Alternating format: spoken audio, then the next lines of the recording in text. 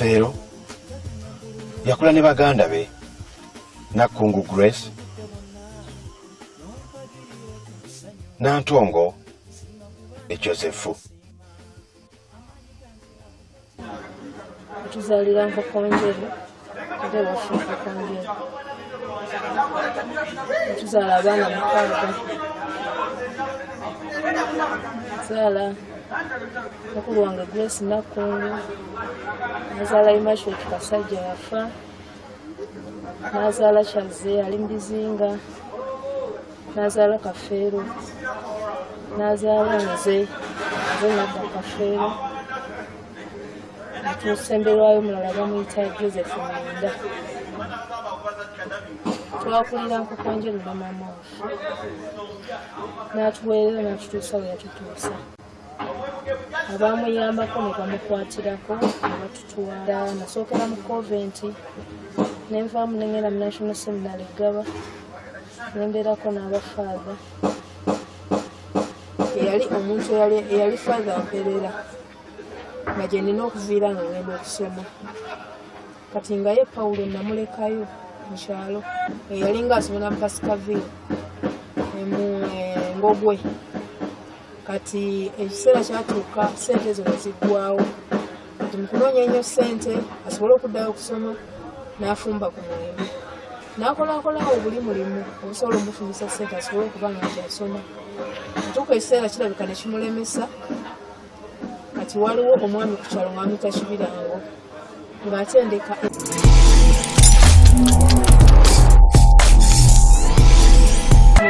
Musisi n'amuyigiriza we basuna endongo. Kati ne batandika okutambula mu masomero nga bagenda bakola ssente zo mu masomero, bagenda bayimba, bamala ne badda ne bakola emirala egy'okukyalo. Yali nga tatuulira olwo okusoma ng'akuviiriddeko ddala. Akuviiriddeko ddala. Kafeero yasomera Nkokonjero Demonstration School n'avaayo n'agenda e Basco.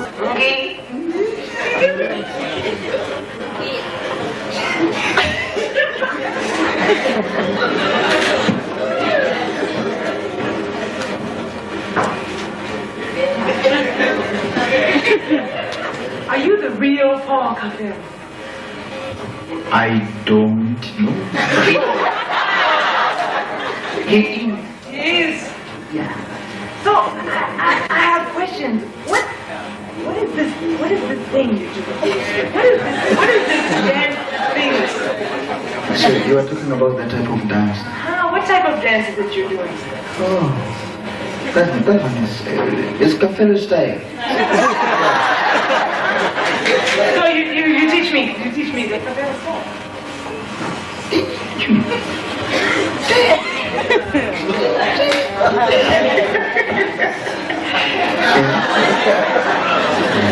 Where are you from? Where are you from? America. American. Yeah, sounds serious. It's American lady. So where did you learn this singing, this dancing? When did you start this singing, dancing, writing music? Oh, singing and dancing. My mother told me that I started just right from my childhood. Childhood? Yeah. And she told me that the way I was crying was musical. Kyasokera ddala eri mu kyalo nga kyagenda mu by'essomero era kyali kulabako nga yali kulabako kale yanna engeri yali yakituumatuuma gye sikyajjukira bulungi kubanza olwere nali mwawukanyeeko naye nga baŋŋamba Krismasi asiba ekigundi ekikaali kye ky'essanja oba ku Easter ng'okwo n'asanyusa abantu ne bamukwatira akasente akatonotono tebalinga basasudde ku mulyango oba ssente mmeka zalinga singi 2 bye sikyajjukira ebyo nga byeno Kampala oba bya Nkokonjero byakyalo bya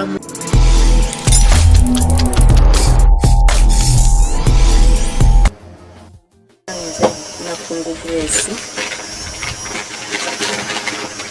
mama waffe yefiiramira n'amazima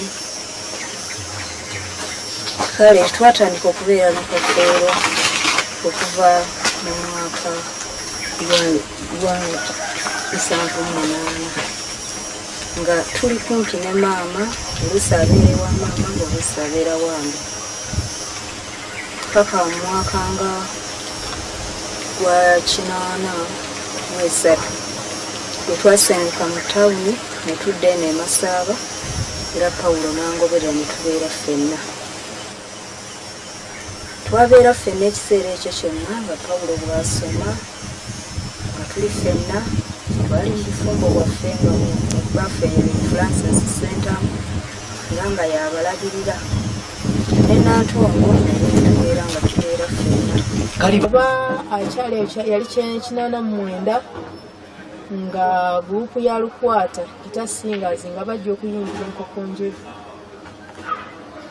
Kati n'abeekubako n'abagamba nti amanyi okuyimba asobola okuyimba kale basudde ne Kasozi ne bamukwatirako ne bamugamba ojja kujja tugenda tuyimbe ffenna. Bagenda ne bayimbako bonna ne batandika okukola nga bwakomawo naye ng'era tebinamubeerera birungi, tebyasookera mubeera birungi, byasookera ne mubeera bikalubo ng'oluusi agenda tebakufunye, oluusi ne batamuwa ssente n'addayo eka. Kati yali akyali awaliwo muganda waffe, yali nga muganda waffe naye nga yali family friend, yafa balinga bamuyita Kaggwa, yali nga asa kuba endongo mu Makula nga Solisiti Makula. Gurupu yali ekulirwa Mwami Gonza era naye yafa, n'amuyita ne bagenda n'atandika okukola. Mwami Gonza n'ayagala nnyo Pawulo, ne banaakola n'amuweereza n'akola abantu abo bamwagalira, n'afulumya teepu ya muka munnange n'akola n'abeerekola n'asutumuka teepu eyo nemututumula nnyo. Ffe kye tujjukira nti teepu eyo yinza n'okuba nga yemu ku zikyasinze okumutundira kubanga bantu bagigulira ddala nnyo. Ajja n'ayimba alinga ayimba ne basudde endowooza n'akomawo bukomi, n'akomawo okutuusa we yajja we yafuna wano n'atandika okubeera.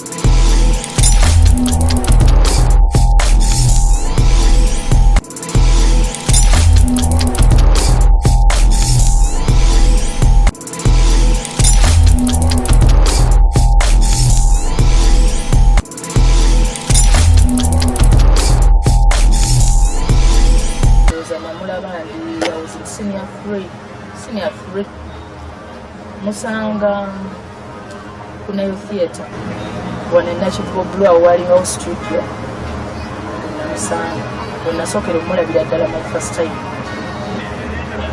Naye nga nze nali simumanyi kubanga nali nze nsoma mu Kisulo. I was in a boarding school ate nga awaliwo recording studio eya Mwami Kasajja Kusanze, kati nga ngeze kurecordinga music wa ssomero onamumanyira Goret Katele ngeze kukwata album y'essomero. Kakati n'agamba oyo omwami Okero nti mbadde nina ennyimba naye nga njagalayo omuntu omukazi akole ki omuwala asobola okumbaakinga. Kati Okero n'agamba n'osobola okubaakingako ku Kafeero ne mugamba Kafeero yaani. Kati bwe kujjana ne yanjye nze Kafeero ne mugamba Kafeero ayimba ku lumbe wanze gwe nakulankulira n'agamba nze bamuta Paul Kafeero nange ennyimba naye n'oli ayimba ku lumbe naye simanyi linnya lye ddala naye nga nze ennyimba ebintu byange birala n'oli ayimba ku lumbe mulala. Kati Okero n'amugamba ayimba alina ennyimba z'amasomero n'agamba dde nsaba mbaakingeko ne mugamba ennyimba zo naazisobola okuzibaakinga nga sizimanyi. Asooka kubeera mukwano gwange nnyo nga gye nkomezza, asooka kuba mukwano gwange just muyimbirako nenzirangayo ku ssomero era nga ndwawo okuddamu omulaba kuba nali nga nsoma mu Kisubi. Iwawo nakyo Kafeero okwonoona ng'okyasoma. Pawulo nandimwogeddeko ng'omuntu eyali atreasuringa nnyo okusomera singa yafuna chance eweererwa yali ayagala nnyo okusoma kuba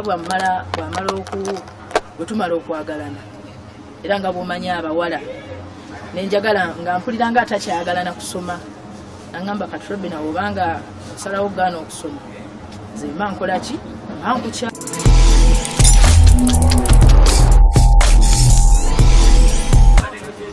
ng'ayagala okwekozesa ekirowoozo ne kibeera kirungi n'atandika kwe kumpita ng'ekirowoozo kye kizze nampita nti maama kubanga erinnya lya mama waffe nze lye lyange nampita netutandika ekibiina kyaffe ekyo kulabako gita singers n'ayita ne bannaabwe abalala mwalimu omukyala nga bamutereze tinakubulwa nemubeera mu misanje Kizito oyo Kizito ye ate mujjukira nnyo kuba ate yakola nnyo kubanga nti n'ekibiina kiyimirirawo nga yagenda bwe tuba tubeerako awantu awokukola n'aleeta ku byuma ebirabikalabikako ku bizindalo ebirabikalabikako n'aleeta tukole embeera yali yakyavu nnyo ne twatandikira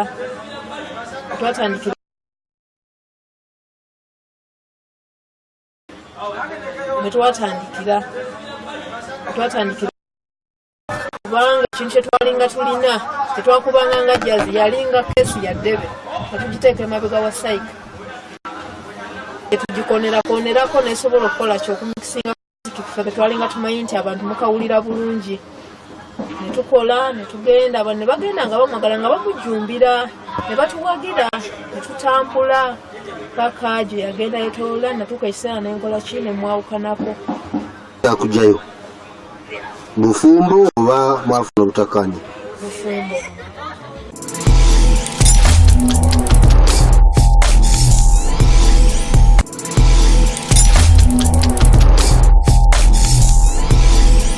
kuva mu myaka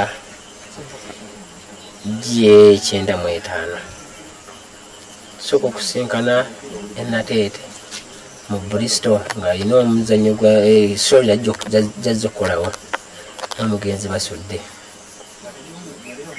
tubeera naye nga tunyumya naye nga simumanyi tamanyi nnyo naye ng'omuntu gw'olanisa okufunako omukwano mbirona jjo mu myaka gye-20 olunaku ate nze lusaali naye n'asinkana ti mikwano gyange baabanyumyanyumya nakona ku linnya lyange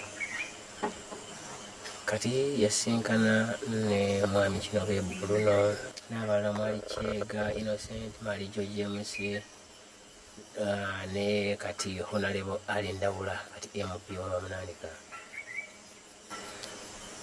baali ku Pride Theatre enkeera bananga balanga twasinga Paulo Job Kafeero naye tusalawo tukole ekibiina kitusobola okulaba nti kiyamba buli muntu atuuse mu buzibu nkisiima nnyo naye kaakati oluvannyuma ennyo tutandika ekibiina ekyo yenyini n'ayita n'erinnya twasinkana Mengo nalaga nti eri ekibiina tekirina linnya ntikituuma mu kisenge Soso Club omanyi nti nkitegeeza balintumira mu keresiya era saabuuza neddira ndiga sigirya nsula musanji mu kisenge muno naye mu kisenge nga sinawulira ndooza nga wano bampadde obuvunanyizibwa okunyonyola buli muntu buvunanyizibwawe kansookere ku ssentebe ono ye ssentebe waffe bamuyita Haji Mululya Abbas omumyuka we ye mwami Luyambi Godfrey Sandisa ku Sseggumba Kiryowa Sergeant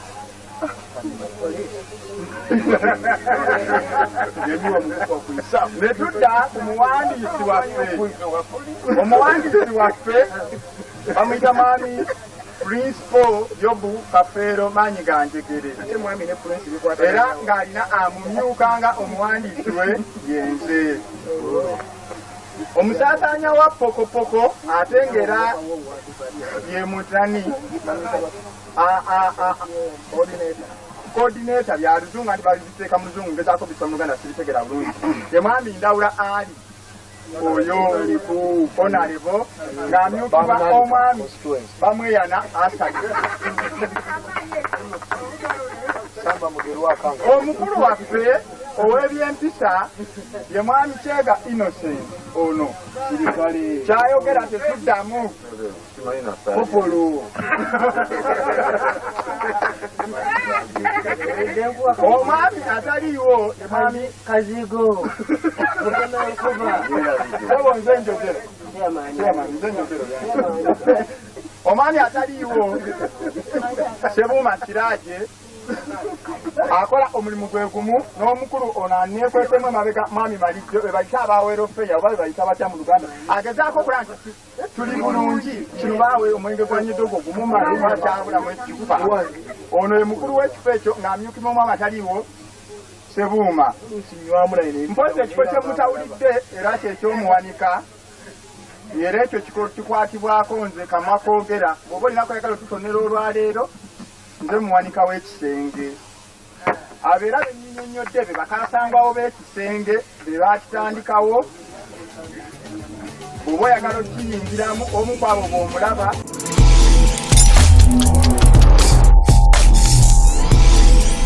yakosebwa nnyo naye ate okufa kwa Kafeero nkuyigiddemu ebintu bingi nnyo bye nali simanyi nti bibeera mu nsi nze nali sikimanyi nti omuntu afa abantu be ne bamwefuukira buli omu naaba nga alindiridde kutwala mufu byalese nga talowoozezza na ku baana b'omufu be yaleka ng'oggyeko ekyo nze ng'omuntu ng'oggyeko ekyokubeera nti mmiisinga nnyo ennyimba ze naye ate era nafuna obuzibu nti Kafeero we yafa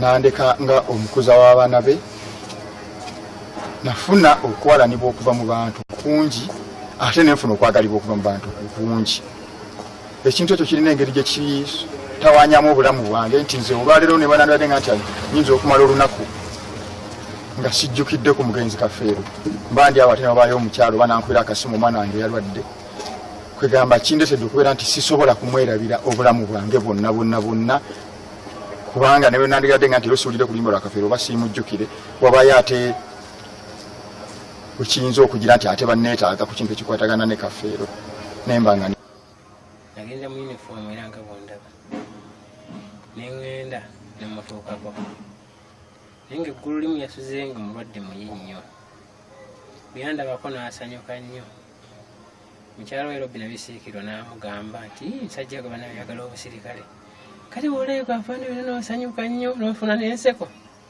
era nze muntu eyasembayo okulaba ku nseko za Paulo mukwano gwaffe Job Kafeero n'akwata omukono gwange guno n'aweeweeta ku coat of arm eno mu magye gye bayita rank 1 officer plus 1 n'asanyuka nnyo n'agiweeweetako naye era mwami ebintu byali bya mizi Kafeero yali yaŋŋamba ddala nja kuyingira amagye namuga tujja kukwataganya bintu bibiri beera ku kintu kimu beera muyimbi naye yatwetooya n'agenda n'akolako ku training y'amagye kiri eyo nakimanya luvannyuma nti Kafeero ali ku training y'amagye kuba yali yakyagadda yasanyuka nnyo nga ndabye mu uniform nga sinaba kuvaawo dokita n'ajja n'amukebera mu maaso n'agamba abasawo nti temwongera ku kintu mutwale emulago n'akebera mu maaso ge bo ng'abasawo n'alaba ndowooza emiso gy'alaba n'aga nti ate bakyasoma mutwale emulago abasaba mwongere nedda temuweza ku kintu kyonna ne musitula ne muteeka ku stretcher twaliwo ne mulindwa muwonge twaliwo n'ebisirikirwa ye ng'atandise amaziga ne mugatokaaba musitula ntuteeka mu ambulance ne mugasaba musanvu kanzije mu ddwaliro nkulabe watedde kikanga 15 nga mpula leedi ez'enjawulo zimubika ne ŋŋamba bano badde omubika nga omusajja akyali mulamu kwekuteekako CBS gye namanya nti yo tejja kufulumya amawulire galiko nfuufu ngenda okuwulira ku pulogulaamu ya mpinga akalasa mayanzi nga ddala bagamba Paulo Kafeero afudde ne nkubira Robbi na simu Robbi n'aŋŋamba nti ddala kituufu afudde amaanyi naye ganziganga obulamu bwo bw'obanga ddala nga mukwano gwe era bakwano be ddala n'abatali nti baali bakyala be basobola okunyumiza Paulo nga ye muntu asanyuse nnyo ate gw'otasobola kunyiigira bino ng'abakyala byokera ku makya n'oga nti kati ngenda kusirikira omwami ono leero sijja kwogera naye Paulo nga tasobola munyiigira era yakolayo olumu ekintu ekyasinga okunyusa essenyo kyembeerawo kyenzijukira kuba ye omuyimbi we mu nsi yonna yali Lucky Dube naye wano mu Uganda yali Misaaki era bw'atateekamu Lucky Dube nga kanteekemu Misaaki kati lumu nabaako ngera awaka bw'omanya noga leero nnyiize Nentula mu ddiro nga nyize nnyo kyaba ayingira mu kisenge n'ajjayo sikaati kuba kati Pawulo yali mutini ate ze munda bandi munene. N'ajja enziiginira emirundi nga 8 esobole omutuuka. N'alinnya ku dining waggulu n'ateekako limbarasi n'esaati. N'atandika Pawulo n'abanga mukwano gwange. Kubanga Pawulo sinzaga nti ewaka twabeerangako awo ng'oba ba strangers oba bakitwali ba mukwano nga ye mukwano gwaye gwennyumiza ku kizibu kyange. Mukwano gwange ow'ebyama, ow'emmizi. Kweganga mukwano gwange nnyo. Obulamu bwange nze talina kyatamanyiiko nange sirina kyesimumanyiiko. Kweganga mukwano gwange omuntu gwe mutambula naye ne mubanga muli basanyufu, akawungeezi ne mubaako we mutudde, ne mubeera kale nga mulinga abaakeera b'obwerabi nga ebyokunyumyako mulina bingi. Pawulo yali bingi byeswabu. Taata waffe yali muntu mulamu nnyo era nga ffenna atwagalanga abaana, talina gwasosola kuba muwala oba mulenzi nga ffenna. Kale era ng'abawala era ngira omanye embeera z'abawala ebyetaagisa biba bingi ngera buli kimu aba akituwa. Nze yali muntu mulamu nnyo ng'atutuuza era n'atubuulirira ng'ayagala tukulenga maama we jjajja waffe omukyala saamulabako ssebo naye yatugamba yali muntu mulamu nnyo ng'atya Katonda, yali mukyala mukkakkamu nga ayagala tukulenga tutya Katonda. Era ne mu nnyimba ze ezimu kugeza mu luyimba lwa Brad n'ebigambo ebisinga nze yali yabiŋŋambako ng'omwana nga mbuuli. Mukama amuwumuze emirembe emasaba gye twamuleka.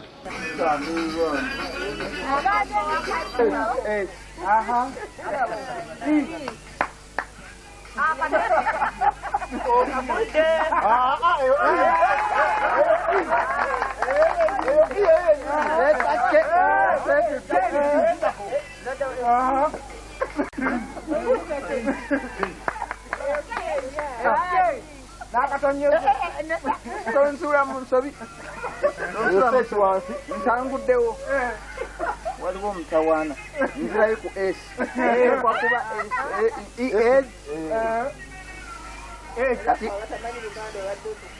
pozi ate era nenjira kineŋŋuma naguma olw'ab'emikwano gya Kafeero embeera gye beeyisaamu gye basobodde okukola mwannyinaze ne basobola okubeera nti bamulongoosezza bwe batyo, engeri gye balabiriramu abaana baffe, okubaweerera, okubawaako okulya.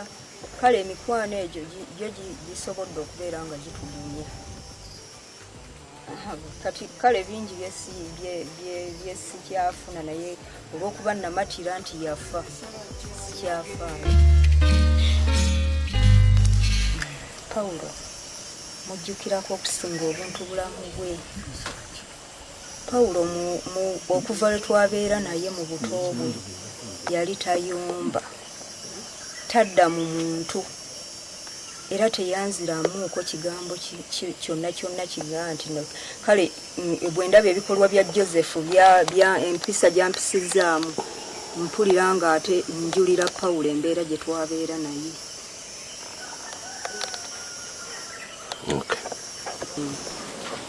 Nsaba Mukama ayongere okubeera nga atugatta wamu n'emikwano gye, tubeere nga tutambulira wamu, tusobole okubeera nti abaana baffe tubakuza ne batuuka mu kiseera eky'okwesimba.